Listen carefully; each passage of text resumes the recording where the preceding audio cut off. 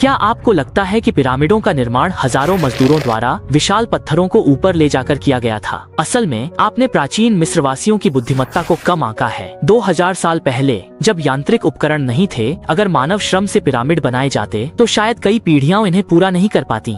आपको जानकर हैरानी होगी कि खुफू पिरामिड 2 मिलियन विशाल पत्थरों से बनाया गया है, जिनमें से एक एक पत्थर का वजन सैकड़ों टन है। और भी हैरानी की बात यह है कि इन पत्थरों को इतनी बारीकी से जोड़ा गया है कि उनके बीच में शायद ही कोई दरार दिखाई देती है।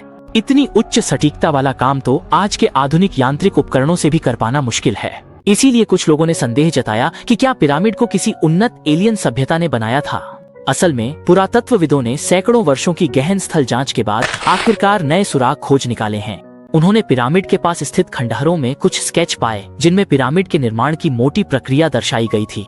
प्राचीन मिस्रवासी लगभग सभी नील नदी के किनारे रहते थे और उन्होंने जल शक्ति का उपयोग बेजोड़ स्तर तक किया था। इसके अलावा नील नदी के ऊपरी हिस्से में एक विशाल गीजा पत्थर खदान भी थी। प्राचीन मिस्रवासियों ने पहले पत्थर की खदान में विशाल पत्थर काटे, फिर जानवरों की खाल और पेट का उपयोग करके फुलाए जा सकने वाले तैराकी उपकरण बनाए। इसके बाद उन्होंने इन विशाल पत्थरों को तैराकी उपकरणों से बांध दिया। जब नील नदी का जलस्तर बढ़ता तो पत्थर तैरने लगते और फिर धारा के साथ पिरामिड के निर्माण स्थल तक पहुंचा दिए जाते। इस तरह परिवहन की दक्षता बहुत अधिक बढ़ गई। लेकिन समस्या ये है कि इतने विशाल पत्थरों को पिरामिड की ऊंचाई तक कैसे पहुंचाया गया। असल में जो लोग ध्यान से देखते हैं वे पाएंगे कि लगभग हर पिरामिड के चारों ओर एक ढलानदार सुरंग होती है।